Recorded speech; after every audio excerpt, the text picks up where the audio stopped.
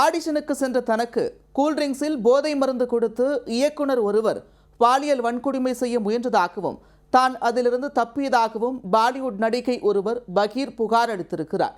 திடுக்கிடும் குற்றச்சாட்டின் பின்னணி என்ன? மீ டூ என்ற பதிவுகளின் கீழ் நடிகைகள் தங்களுக்கு நேர்ந்த பாலியல் தொல்லைகள் குறித்து வெளியுலகிற்கு தெரிவித்து வருகின்றனர்.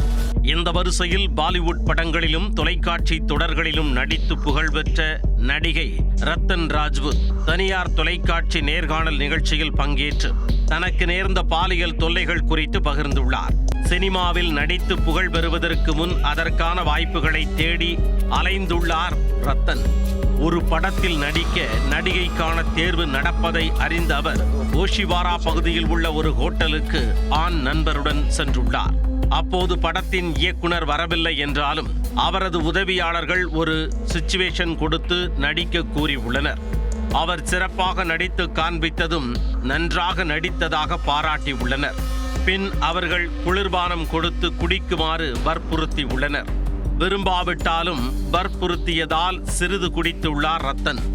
அதன் பின் அவருக்கு லேசான தலை சுற்றல் மற்றும் மயக்கம் வரவும் குளிர்பானத்தில் போதைப் பொருள் கலந்திருக்கிறார்கள் என்பதை புரிந்து கொண்டார். உடனே அங்கிருந்து ஆண் நண்பர் உதவியுடன் தப்பித்துச் சென்று விட்டதாக நேர்காணலில் தெரிவித்துள்ளார். மற்றொரு ஆடிஷனுக்கு தனது ஆண் நண்பருடன் சென்ற அவர் அங்கு அறைக்குள் எல்லா இடங்களிலும் துணிகள் வீசப்பட்டும் பெண் ஒருவர் குடிபோதையில் மயங்கி கிடப்பதையும் பார்த்து அதிர்ச்சி அடைந்துள்ளார். அங்கிருந்த ஒருவர் எதற்காக பாய் ஃப்ரெண்டை எல்லாம் இங்கு அழைத்து வருகிறீர்கள் என சப்தம் போட்டதாகவும் உடன் வந்தது தனது அண்ணன் என கூறி சமாளித்ததாகவும் கூறினார். அந்த இடத்தில் ஏதோ தவறு நடப்பதை உணர்ந்து அங்கிருந்து நண்பரை அழைத்து கொண்டு தப்பி ஓடிவிட்டதாக நேர்காணலின் போது தெரிவித்துள்ளார். இந்த பாலியல் விவகாரத்தில் தொடர்புடையவர் தற்போது பெரிய இயக்குனர் என்றும் அவரை அறைய விரும்புவதாகவும் அவர் ஆவேசத்துடன் கூறியுள்ளார். சினிமா மற்றும் சின்னத்திரை நடிகைகளுக்கு இதுபோன்ற பாலியல் தொல்லைகள் தொடர்ந்து கொடுக்கப்பட்டு வந்தாலும் தான் அனைவரையும் குற்றம் சாட்டவில்லை என்றும் அவர் கூறினார். 2006 ஆண்டு ராவணன் என்ற தொலைக்காட்சி தொடர் மூலம் ரத்தன் தனது பயணத்தை தொடங்கினார்.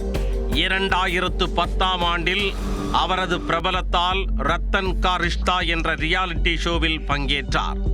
பின்னர் அவர் சல்மான் கானின் ரியாலிட்டி ஷோவான பிக் பாஸ் 7இல் பங்கேற்று புகழ் பெற்றார். நடிகையின் இந்த பாலியல் குற்றச்சாட்டு பாலிவுட் வட்டாரத்தில் பெரும் அதிர்வலைகளை ஏற்படுத்தி உள்ளது.